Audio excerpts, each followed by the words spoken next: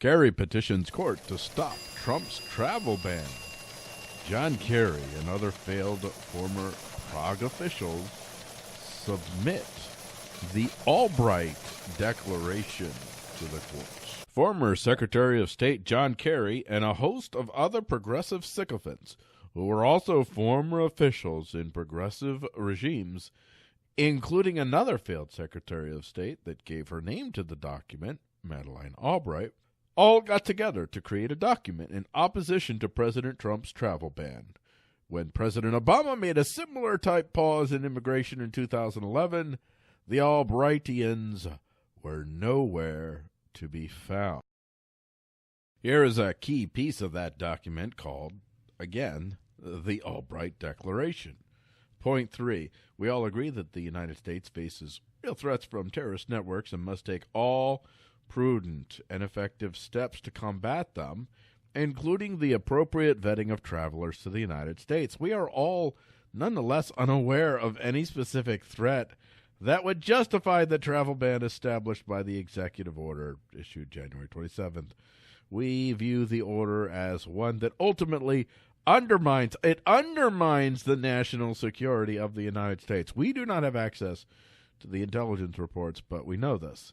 Rather than making us safer, so in our professional opinion, this order cannot be justified on national security or foreign policy grounds. So what you're telling the court is that the court must now determine whether there are national security or foreign policy issues at stake here. So the court is now going to do the job that's been assigned by Congress to the president. It's the president's job to determine that, not the courts. But never mind that. It does not perform its declared task of protecting the nations from foreign terrorists entering into the country. Part 4, there is no national security purpose for a total ban on entry for aliens from the 7 named countries. 6 of them are only a temporary 90-day ban to get in place a better vetting process. The 7th is for Syria, and it's indefinite because the ability to put in place a significant vetting plan is not nearly as potentially possible as it is in the other 6 nations. And number 5, in our professional opinion, the order was ill-conceived, poorly implemented, and ill-explained. Whatever. Who cares what you think, you former has-beens?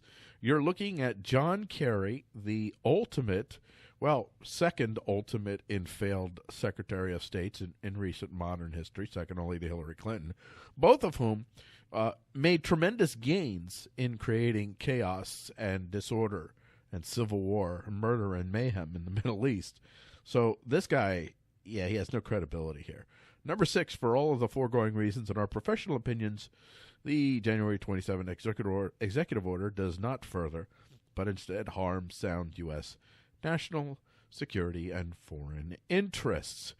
This document, folks, was submitted to the court as proof that the executive order is not proper.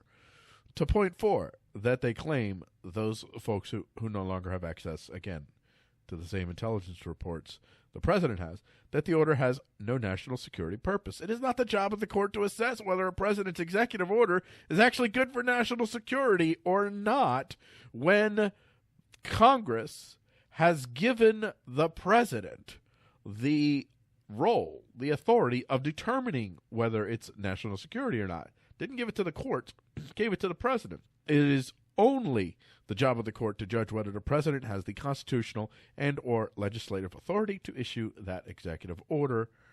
A ruling on this matter could happen, folks, as soon as today, and we'll be sure to track it when that ruling is released.